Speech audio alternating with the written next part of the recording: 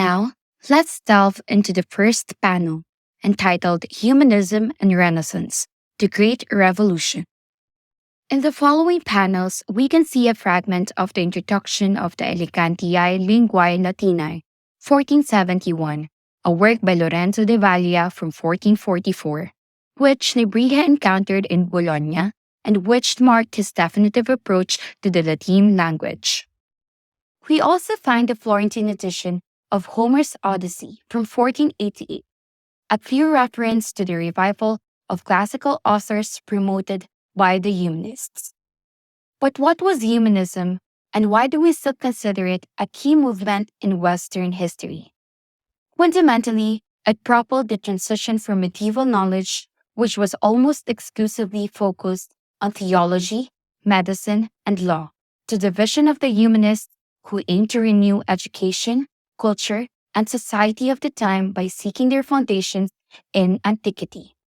Specifically, through the rereading and recovery of Greek and Latin classical authors. Humanism emerged in Italy in the 14th century and spread throughout Europe during the 15th and 16th centuries. Humanists emphasized the importance of Latin, grammar, and eloquence, rhetoric.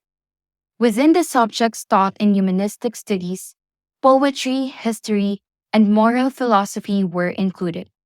In addition to Latin and Greek, Hebrew became a source of interest, and thus the valorization of the Homo trilingus, who was proficient in all three biblical languages.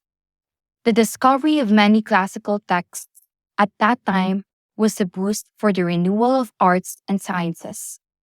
This paved the way for the Renaissance, leaving behind the medieval darkness and ushering in a new vision full of the light of antiquity, a new rebirth of humanity. Antonio de Nebrija represents this new configuration of knowledge whose interests extend to grammar, history, biblical exegesis or interpretation, law, medicine, botany, and even cosmography.